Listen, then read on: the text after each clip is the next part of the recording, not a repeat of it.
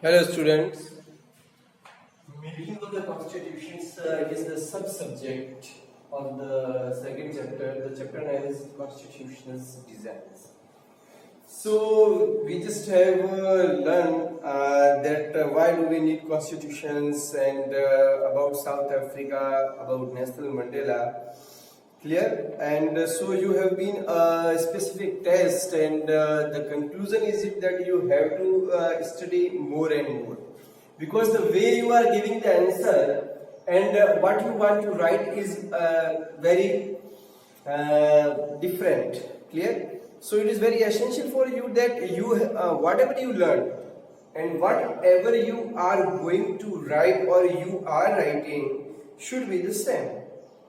Clear? It is not about that book. You need not to copy about the book, but you don't know how to express, how to write the answer in the right language and in which way you are going about that particular questions, and the person who is asking what about and you are writing what about. Clear? At the same time, you have to learn also that besides of your writing skills, it is very essential that your the presentations must be very good. Clear? So that's some point we will talk it about it later, and today we will talk about making of the Indian institutions. Clear? Indian constitutions. Like South Africa, India's constitutions was also drawn up under very difficult circumstances. बिल्कुल south Africa की तरह ही जो condition south Africa की थी लगभग वैसी, हालांकि वहां पर कुछ अलग कंडीशंस थी, पर लगभग वैसे लोगों को प्रताड़ना दी जा रही थी, लोग बहुत परेशान थे ब्रिटिश शासन से। तो वही स्थिति थी जो साउथ अफ्रीका की थी, वहां से जो लोग गुजरे थे, और इस तरह से इंडिया का जो कॉन्स्टिट्यूशन है वो बहुत ही मुश्किल से उन परिस्थितियों से होकर जो है वो अस्तित्व में आने की कोशिश की और अस्तित्व में आया। Clear? And then the making of the constitutions for a huge and diverse country like India was not an easy affair. सबसे बड़ी बात यह है कि भारत के अंदर और साउथ अफ्रीका के अंदर अगर हम टास्क को सेम रखें तो इंडिया की टास्क कॉन्स्टिट्यूशन की डिजाइन के अकॉर्डिंग जो है वो और ज्यादा डिफिकल्ट हो जाती है। और वो ऐसा इसलिए हो जाता है क्योंकि इंडिया क्या है, एक तो यहाँ की पॉपुलेशन बहुत ज्यादा है और दूसरा यहाँ डाइवर्सिटी बहुत है, विभिन्नताएं बहुत है, अलग अलग कल्चर के लोग, अलग अलग रेस, अलग अलग क्रीड के लोग जो है वो अलग अलग जगहों पर रहते हैं, और उन लोगों की संस्कृति, उन लोगों की भौगोलिक परिस्थिति और उन लोगों की सुगमता और उन लोगों तक जो है वो गवर्नमेंट की पॉलिसियों का पहुंचने का जो मेन स्ट्रक्चर है, जो इंफ्रा है, वो अलग अलग था। कहीं पर आप गवर्नमेंट जो है वो इजीली रूल कर सकती है, कहीं पर गवर्नमेंट जो है वो अपने लॉज और जो इम्प्लीमेंटेशंस है पॉलिसीज को वो आसानी से लागू कर सकती है, और कहीं पर जो है वो शायद हो सकता है भौगोलिक परिस्थितियों के कारण से या स्थानीय लोगों के कारण से जो है वो ऐसा नहीं कर पाती है। और इंडिया की डाइवर्सिटी जो है वो कॉन्स्टिट्यूशंस के आगे एक बहुत बड़ा चैलेंज है। क्लियर? सो अब क्योंकि इंडिया के अंदर डाइवर्सिटी, विभिन्नताएं बहुत ज्यादा है, और वहाँ इंडिया की जो फुल है सिनेरियो, उस फुल सिनेरियो के अंदर इंडिया के जो लोग हैं वो बहुत ज्यादा हैं। तो जब बहुत ज्यादा लोग होंगे तो उन लोगों के, और सबसे बड़ी बात ये, हम अगर डेमोक्रेसी की बात करें तो अगर एक बड़ी संख्या में लोग अगर डेमोक्रेटिक रूल के अंडर अपने आप को एग्जिस्ट कर रहे हैं तो उन सबकी राय जो है वो अलग अलग होती है।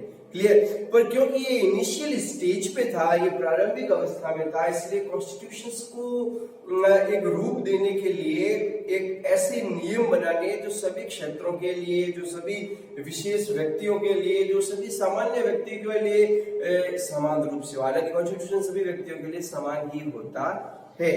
Clear? So the making of the constitutions of a huge and the diverse country like India was not an easy affair.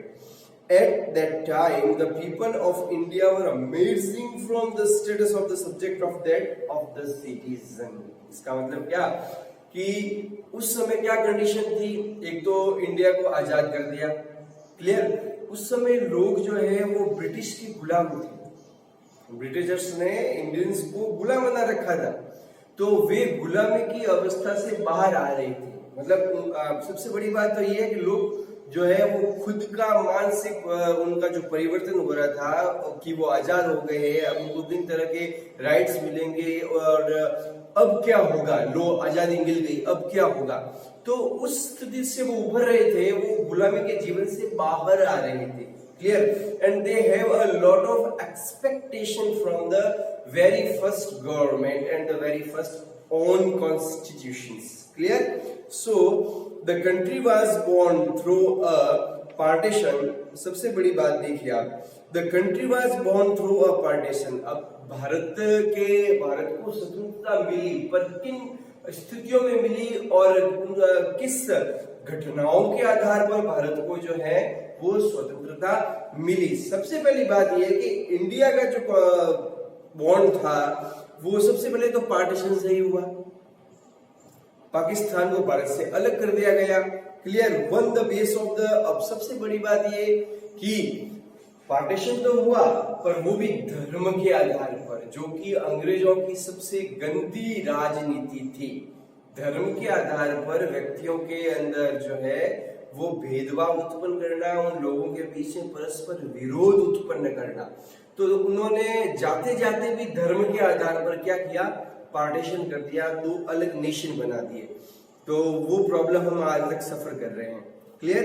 So the country was born through a partition. Country का पार्टीशन हुआ, देश का विभाजन हुआ on the basis of the religious differences. मतलब विभिन्नताएं क्या थी, धर्म उसका आधार था। मुसलमान हैं तो पाकिस्तान में आपस जाइए, आप चाहते हैं तो, otherwise you can stay in India. मतलब ज्यादा प्रायोरिटी तो ये थी कि ज्यादातर मुसलमान जो है वो पाकिस्तान की तरफ गए थे। So this was a traumatic experience for the people of the India and Pakistan. अब ये जो कंडीशन थी वो पाकिस्तान के लोग, चूंकि लाहौर वगैरह ये स्पेसिफिक सिंध और ये जो स्पेसिफिक एरियाज थे, यहाँ के लोग हिंदुस्तानी ही तो थे, पर धर्म के आधार पर जब वर्गीकृत कर दिया गया, धर्म के आधार पर जब बांट दिया गया, तो वे लोग असमंजस में पड़ गए कि अब हमें क्या करना चाहिए, what should be the right decision for them. उस कंडीशन में वो ये सोच रहे थे। तो कई लोगों ने धर्म को प्रायोरिटी देकर के हम उस जगह पर हमारे कुनबे में हमारे धर्म के लोगों के साथ में ज्यादा आसानी से रह पाएंगे, तो वे लोग उस तरफ गए। और वहां के लोग, कई लोग ऐसे हिंदू थे जिन्होंने कहा नहीं, हमने तो अपने पुरखों से यहीं पर हम रहे हैं तो हम यहीं रहेंगे। पर कई लोग जो है वो वापस हिंदुस्तान आने के लिए भी, बहुत सारे लाखों लोग हिंदुस्तान आने के लिए भी उतावले हो रहे थे। तो लोगों के अंदर जो है वो एक विशेष अलग अलग मत थे, जिसमें कुछ विशेष लोग सोच रहे थे कि इस तरफ जाएं और कुछ लोग सोच रहे थे इस तरफ जाएं। तो इस तरह से जो है वो there was a traumatic experience of the people of the India and the Pakistan. So at least 10 lakh people were killed on both sides. अब आप सोचिए, of the border in the partitions related violence. अब अंग्रेजों ने चूंकि धर्म के आधार पर